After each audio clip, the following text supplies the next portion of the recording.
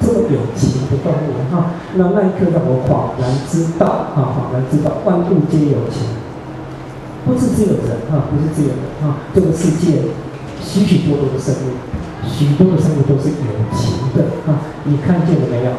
我把这个过程，刚刚跟各位同学报告的这个过程，我把它写下来，用文字把它写下来，就得了一个文学奖，得了一个文学奖，就是这样子就是这样子。那补一补了几年之后，补到这种人之后，我就不再补了不再补了，补一补了几年之后，不再补一了开始去做精准调查觉得应该要回馈海洋了回馈海洋，继续这个杀，不大好好，这什么理？为什么长这样子的獠牙注意看它的前面那个门牙，还有倒钩还有倒钩。什么鱼为什么长这样子的牙齿？这种鱼是台湾最普遍被食用的鱼类最普遍被吃的鱼类，它叫做白带鱼。吃过没有？白带鱼为什么长这样子的牙齿？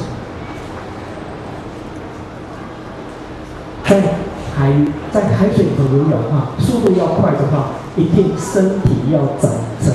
纺锤形，就炸弹型长成炸弹型，那个水体才会小，才会游得比较快，就流线型可是这种鱼它是猎食者可是身体又长成像袋子一样的，注定游不快。换句话说，它的猎物都跑得比它快，随便一个猎物都游得比它快，也就是它根本追不到它的猎物，根本抓不到食物可以吃。多么悲惨的生命所以白天的时候，它沉到很深很深的海底，200-300公尺的海床，在那边休息，等待天黑。天黑之后，它像幽魂一样，慢慢的飘到水面上飘到水面上，全身银白血亮，反射夜光，让自己隐形让别人看不到它。如果附近刚好有不小心有猎物经过它必须把握这千载难逢机会，转过头来要用这么长的牙齿紧紧咬住它的猎物。因为下一站在哪里完全不知道，完全没有把握。我写的这篇《迎接夜光》就是各位写的白带鱼的故事，就是各位课本里头的这篇文章《迎接夜光》。鱼不止好不好吃，对不对？如果你经过观察，你透过观察，你看见了让你感动的美丽，那就成为文章就是这样子文章我不觉得技术是另外一回事技术另外一回事，文字的技术另外，文学的造诣另外一回事我觉得你们的生活呢，如果你们的生活，各位同学生活能够更广大一点能够看得更仔细一点事实上每个人都会因为这样子而有所不同。鱼不止好不好吃每一条鱼都有故事好讲，每一条鱼都有故事好讲。这个是什么？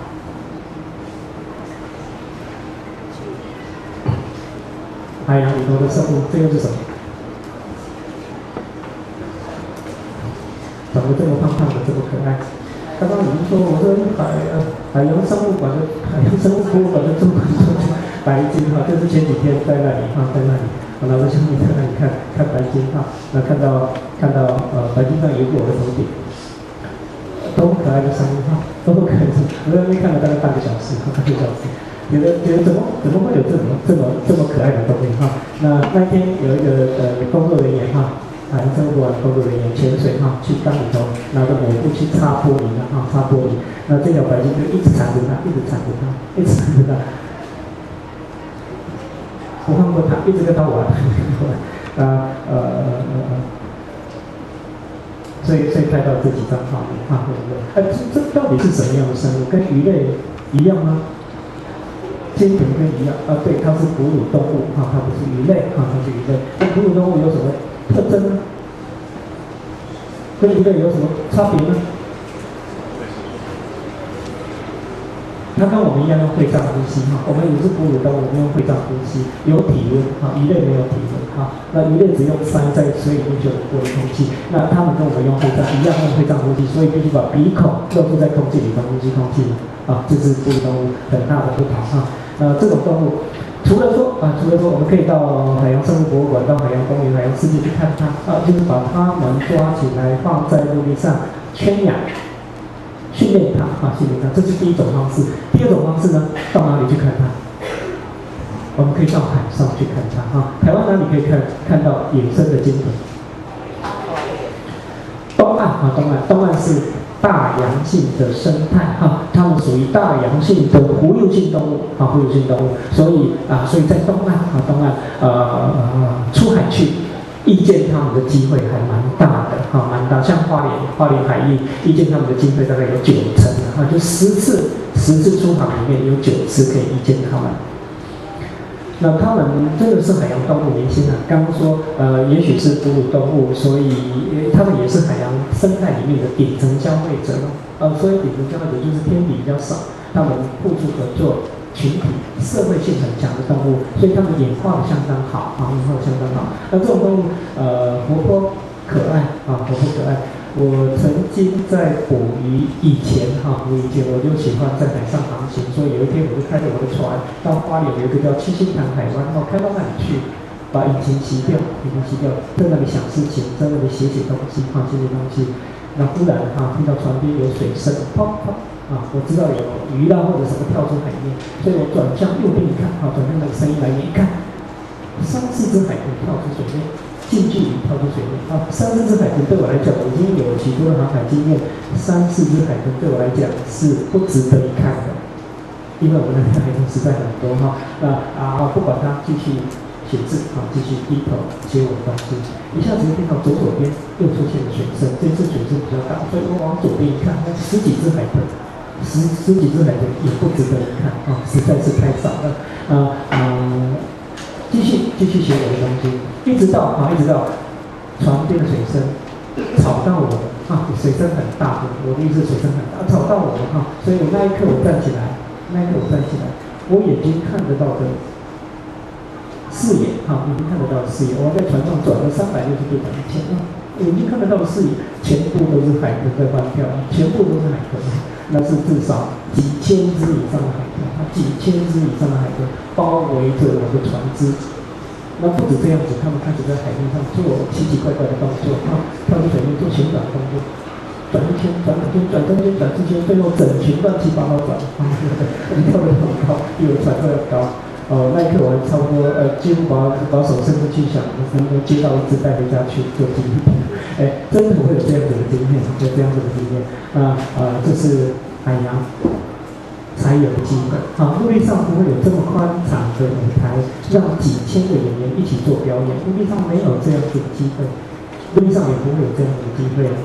几千个演员单为我一个观众做表演，也不会有这样的机会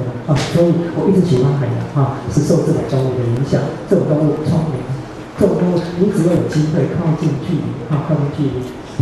看见它的眼睛，听见它的叫声。大部分的我们都会喜欢上这种动物，迷上这种动物都会喜欢这种动物。那这张是在花莲拍的请看后面是花莲市离岸大概3海里，海面好像有一根漂流木，那不是漂流木别小看它叫做抹香鲸，它有18公尺那么长，它有5万公斤那么重，那想想看。这样的一个海岛，这么靠近距离，竟然这个人家说海上的巨人海洋的巨人，竟然就来到这里可是，如果你留在陆地上，是没有机会可以看见连接触的机会都没有每年夏天我走到在海上遇见他们7次8次以上在花莲海岸他们长成这样子，你看，这么庞大的，他们在喷水吗？呼吸的那个是换气有换气，2只一起出现。我最多一次就是曾经一次浮在我的船边我数一下，大概有60头抹香鲸包围我的船只那刻你一定会不知道怎么办不是害怕绝对不是害怕。看这种大型鲸出水的时候，他们呼吸他们呼气，你都听到非常明显的声音。那真的是感动看这么大的动物，你在陆地上最大的动物是什么？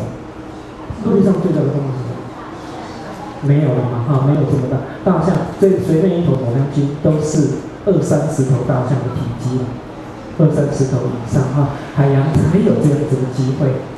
而且他们来到我们这个海岛的旁边，为什么我们过去一直不认识他们呢？